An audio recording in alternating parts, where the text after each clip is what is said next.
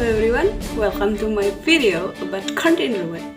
Di video kali ini kita akan membahas mengenai salah satu negara yang sering menjadi sorotan dunia, ya, negara Palestina. Kita akan membahas mulai dari sejarahnya hingga dinamika politik dan sosial yang terjadi di sana. Penasaran? Mari kita bahas.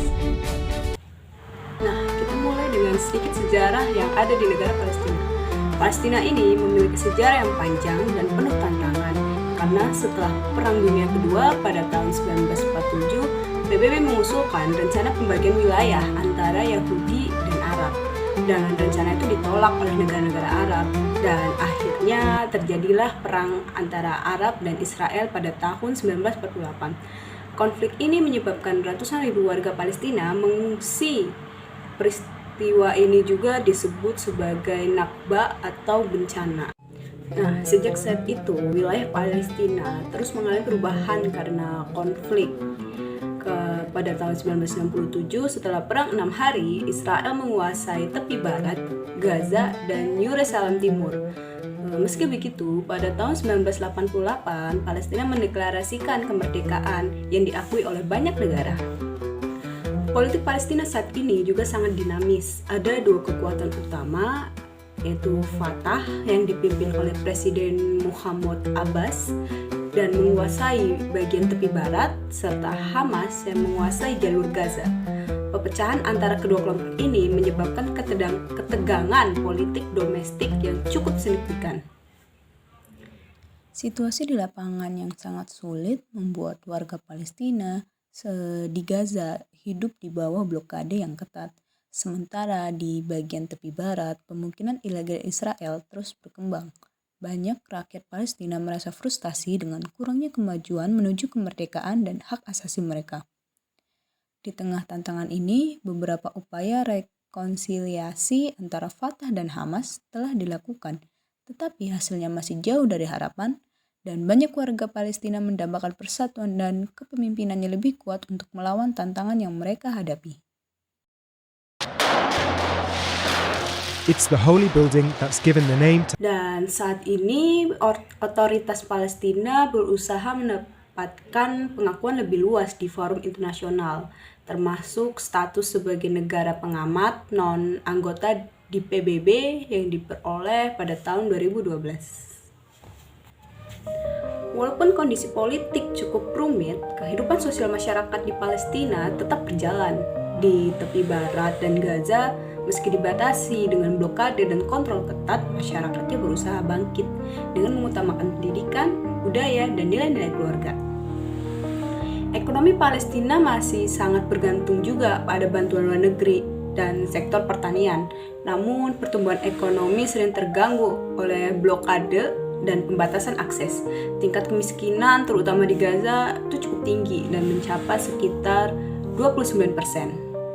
Wah, cukup tinggi dan memprihatinkan ya. Nah, kalian tahu nggak sih, Indonesia ini udah menganggap Palestina itu seperti saudara jauh kita yang pastinya memiliki hubungan yang sangat dekat itu.